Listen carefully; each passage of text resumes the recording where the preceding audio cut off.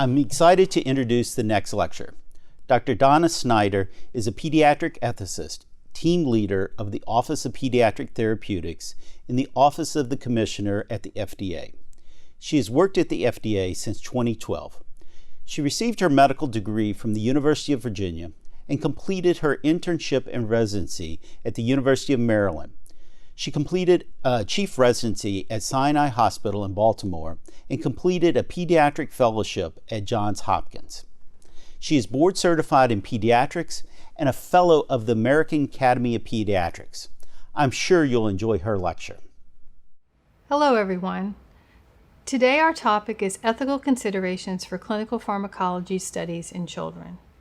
The topics that we'll cover today will be the basic ethical framework in pediatrics, low-risk and higher-risk pathways for pediatric product development, pediatric pharmacokinetic studies, pediatric extrapolation, parental permission, and assent. So over time, we've evolved from a view that we must protect children from research to a view that we must protect children through research.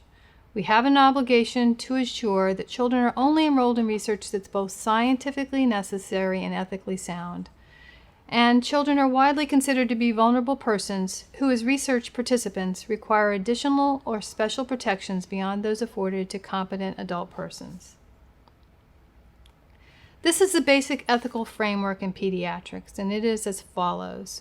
Children should only be enrolled if scientific and/or public health objectives cannot be met through enrolling subjects who can consent personally. Absent a prospect of direct clinical benefit, the risk to which children are exposed must be low. Children should not be placed at a disadvantage by being enrolled in a clinical trial, and vulnerable populations unable to consent, including children, should have a suitable proxy to consent for them. The principle of scientific necessity is important to consider when we are thinking about enrolling children in studies. Children shouldn't be enrolled in a clinical trial unless it's necessary to answer an important scientific or public health question about the health or welfare of children. And this is based on two principles that are found in legislation. One is that of equitable selection, that subjects who are capable of informed consent, which are usually adults, should be enrolled prior to children, and that we shouldn't enroll children unless it's essential to the research, that we don't have any other option, we don't have any other animal or adult data to support the studies prior to enrolling children. We also need to minimize risks in the studies. We should eliminate any research procedures that are unnecessary that don't contribute to the general scientific objective of the study. So when an IRB looks at research and is thinking about approving research in adults, it's allowable to enroll adults in studies that are relatively high risk as long as their participation contributes to knowledge gained and the individual is willing to consent to the particular research study. However, in children, there's a limit to the amount of risk to which children can be exposed to, and this is defined under the federal regulations that we'll discuss as part of this topic today. These particular regulations are the additional safeguards for children under 21 CFR 50 Subpart D, and generally they can be thought of in two categories. Research involving children either must be low risk or restricted to minimal risk or a minor increase over minimal risk if there is no prospect of direct clinical benefit to the children, or if the risk is higher, there must be a direct benefit anticipated as a result of participation in the study, and the balance of this risk-benefit must be at least as favorable as any available alternatives. And in all cases, permission of the parent or the guardian and assent of the child must be solicited. This particular slide lists the requirements under the regulations again. We've actually already discussed the first three bullets that are listed on this slide. The one we haven't listed or talked about that's listed is the 21 CFR 5054 part of the regulation. And in this particular situation, there may be a protocol that comes forward that may not offer a prospect of direct benefit to pediatric patients and is more than a minor increase over minimal risk. The IRB may look at this protocol and say that they can't approve it under the 50-51, 50-52, or 50-53 categories. So in this case, if they think that the protocol is ethically justifiable, they would then refer the protocol to the FDA for review under a federal panel. So now we'll move on to discuss some of the concepts that are involved in these regulations that I've already discussed. And the first is a prospect of direct benefit. So when we talk about prospect of direct benefit, we are talking about a benefit that accrues directly to the individual subject enrolled in the trial and results directly from the research intervention that's being studied and not from other clinical interventions included in the protocol. So, for example, giving a drug in a study is considered to directly benefit or potentially directly benefit the child, but the medical procedures that might be done as part of the study would not directly benefit the child. We often modify the word benefit by the word clinical to indicate that direct benefit relates directly to the health of the enrolled subject. And when we're talking about prospect of direct benefit, it's actually based on the structure of the intervention. So it's not just only whether or not we have a proof of concept, but we also need to look at the dose, duration, and method of administration when we're talking about this. So I have a little bit more information on this slide about prospect of direct benefit. The first question is what type of empiric data do we need to support prospect of direct benefit, or what proof of concept do we need? And it really depends on the particular product under study. We may have adults information to support enrolling pediatric patients in a study, but in some cases, for example, with rare diseases, we may only have non-clinical data, and that may be acceptable in that case if there are no adults that can be studied for that condition. Do we think the data make us reasonably comfortable that children might benefit from the intervention or product?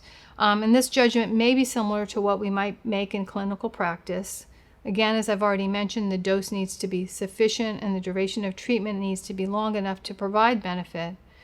And we need to think about the procedures that are involved in the protocol. Would these procedures be part of clinical care or impact clinical care? And that will weigh into the risk-benefit analysis. The next concept to talk about is minor increase over minimal risk. Minor increase over minimal risk was first discussed by the National Commission in the 1970s as part of their report and recommendations in children. And they talked about this because they realized when they were talking about minimal risk that there may be some other categories that might be needed to be considered when we're talking about research in children. They defined minimal risk as those risks that are normally encountered in the daily lives or in the routine medical or psychological examination of healthy children. And then they developed another category called minor increase over minimal risk. And this category refers to a risk which, while it goes beyond the narrow boundaries of minimal risk, poses no significant threat to the child's health or well-being.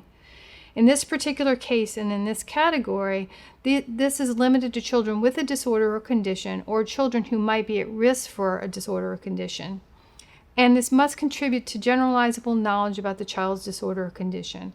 And the reason for developing this, as I've already mentioned, is that the National Commission realized for treatment protocols or for protocols where we might be studying drugs that it might be impossible to limit studies to those that were either minimal risk or offer direct benefit to the child. So another important concept to talk about is that of component analysis. When we look at a clinical investigation, it doesn't just involve the treatment with a drug product, but often involves other interventions within the protocol.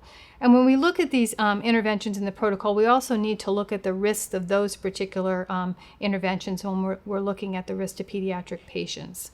So with each intervention or procedure, we need to evaluate it separately to see if it holds out the prospect of direct clinical benefit to the child or whether or not it falls under the minor increase over minimal risk category.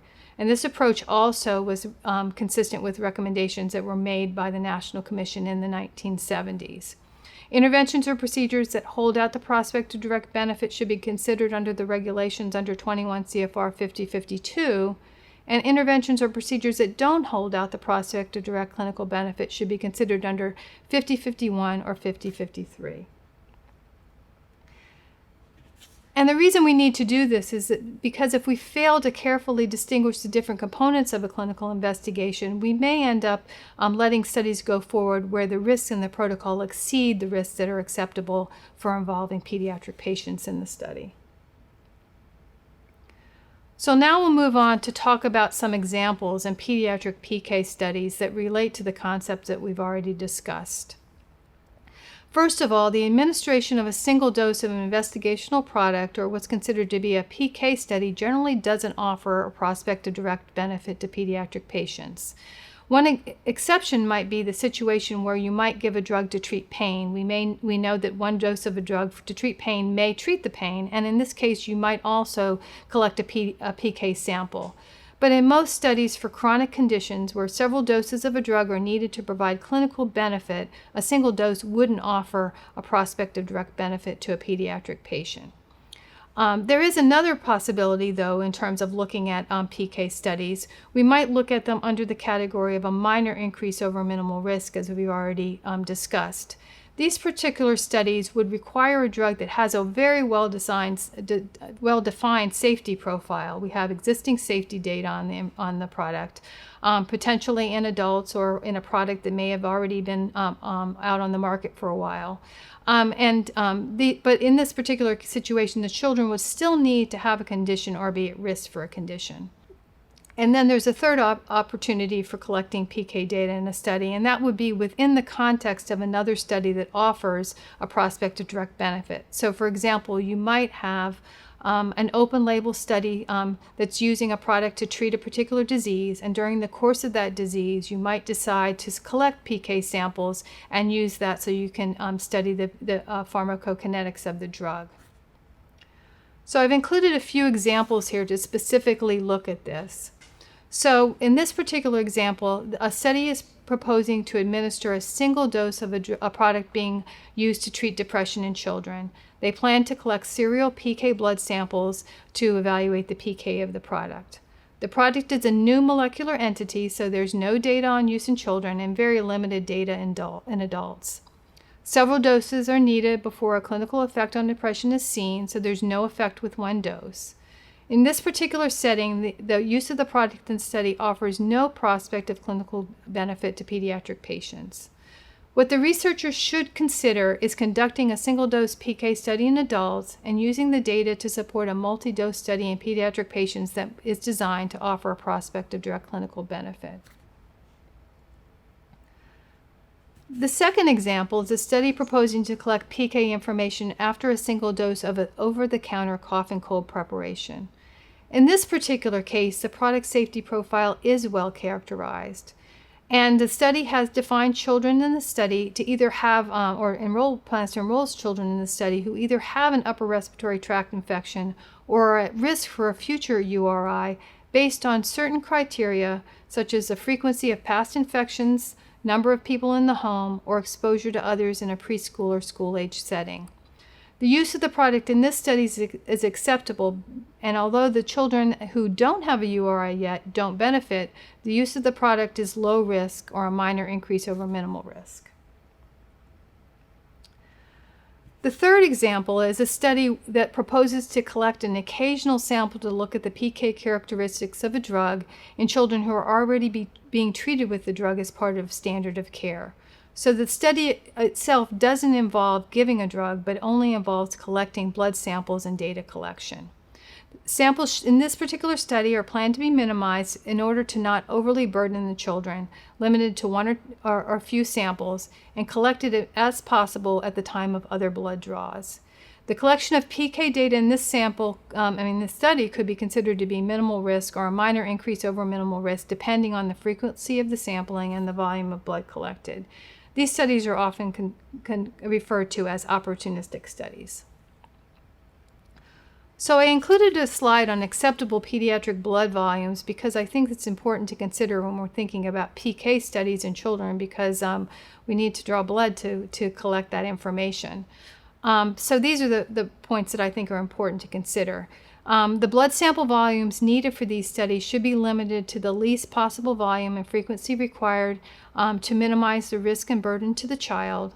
The blood volume should be considered in the context of other blood draws needed for clinical care. Existing guidelines for blood sampling volume limits range from 1 to 5% of the total blood volume within 24 hours and up to 10% of the total blood volume over 8 weeks. These are considered to be consistent with the limited evidence we have now on minimal risk to children. And when you're thinking about these blood volumes, you do need to think about them, again, in the context of other bloods that might be drawn as part of the study for clinical care. And we should also consider even lower blood volume limits for critically ill children and neonates. So I included some slides on the substantial evidence of effectiveness that's needed to determine whether or not we have enough information to approve a product under FDA regulations. And initially in 1962, under Section 505D of the Food, Drug, and Cosmetic Act, Congress intended that we needed at least 2 adequate and well-controlled studies, each convincing on its own, to establish effectiveness. But over time, FDA has recognized that this might not be practical in all cases. So in 1997, Congress amended Section 505D to make it clear that FDA may consider data from one adequate and well-controlled clinical investigation and confirmatory evidence from other areas to allow establishment of effectiveness for the approval of products. In doing so, Congress confirmed FDA's interpretation of statutory requirements for approval.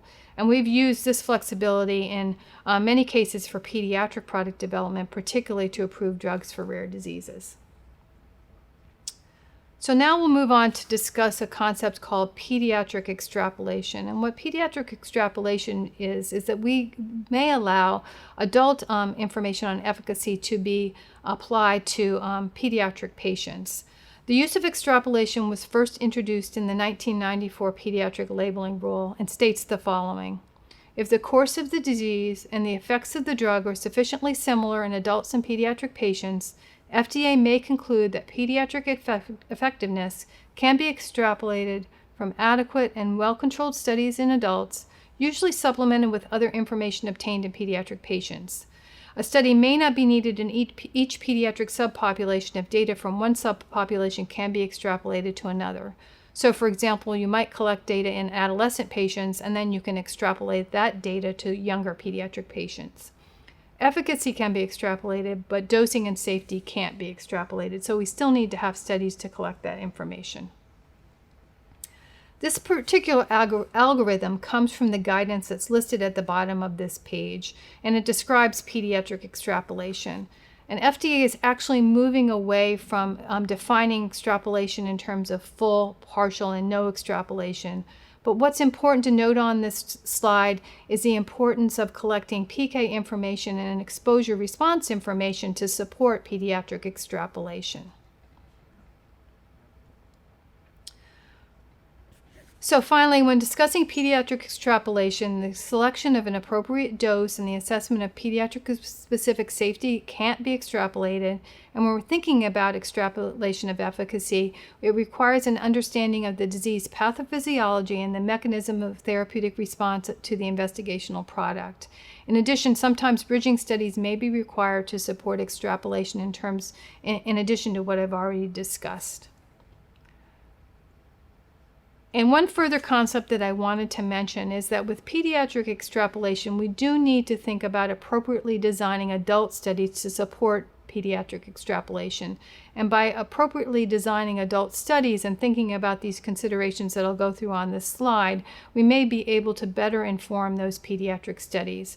Some of the things to consider are understanding exposure-response relationships in adults at potentially more than one dose level to support PK studies in children, establishing a pharmacodynamic endpoint by exploring exposure response that can be correlated with clinical response, establishing a clinical endpoint in adult clinical trials to extrapolate adult clinical results to pediatrics, and if we have sufficient proof of concept to support prospective direct benefit to justify risk, include adolescents and adult trials to allow extrapolation to younger children. All these considerations wouldn't apply to all studies, but are things to think about in designing adult trials. So finally, we'll talk about when does Subpart D apply. And Subpart D applies to children, so we do have regulations in place that define children under the statute. But one important thing to think about is that in all jurisdictions, generally defined by state in the United States, the age of majority is not the same. It's generally 18 in most states, but in some states it's 19 or older. Also, there are situations in research where a child or an individual who might be considered to be a minor or a child in some cases may be able to consent for themselves. For example, in cases of getting information or treatment for reproductive health issues. And in these particular situations, those particular individuals can consent for themselves in the research situation as well. So finally, when we're talking about parental permission, parental permission is required for nearly all FDA-regulated research. There are a couple of waiver options. One is under the exception from informed consent, or EFIC, for emergency research. And there's a new area for waiver for research involving no more than minimal risk, which is defined under 21 CFR 53K or 56.102. The guidance is actually listed at the bottom of this slide. There are 4 criteria that must be satisfied as per this guidance in order for research to go forward under this regulation. And it's important to note that we actually think that there will be very few situations where this will apply to FDA-regulated research. So finally, when we're talking about child assent, it's important to talk about what's required. Affirmative agreement to participate in research in terms of assent is needed in the research context. So mere failure to object isn't construed as assent in the research setting. Adequate provisions for soliciting a child's assent need to be solicited. So when a child is capable of providing assent, they should provide assent, and we need to look at the age, maturity, and psychological state of the child when making that assessment. Assent can be waived in certain situations if the capability of the child is so limited that they can't be consulted, or in situations where the study offers a prospect of direct benefit that's important to the child's health or well-being, and the opportunity to obtain this treatment is only available in the research setting, or in certain cases of minimal risk research where it's impossible or not feasible to conduct the study without the waiver of assent of the child. So finally, in summary, there are unique ethical considerations that impact the design of clinical studies intended for children. Pediatric PK studies must be designed in such a way to offer a prospect of direct clinical benefit or be no more than a minor increase over minimal risk, unless, of course, reviewed by a federal panel, as we previously mentioned. When appropriate, adult clinical trials should be designed to support extrapolation of adult results to adolescents and/or younger children so that children are not exposed to unnecessary or overly burdensome clinical trials. And finally, parental permission and child assent are required when enrolling children in clinical studies. Thanks for your attention. I hope you enjoyed this presentation. If you have any questions, please ask the program coordinator.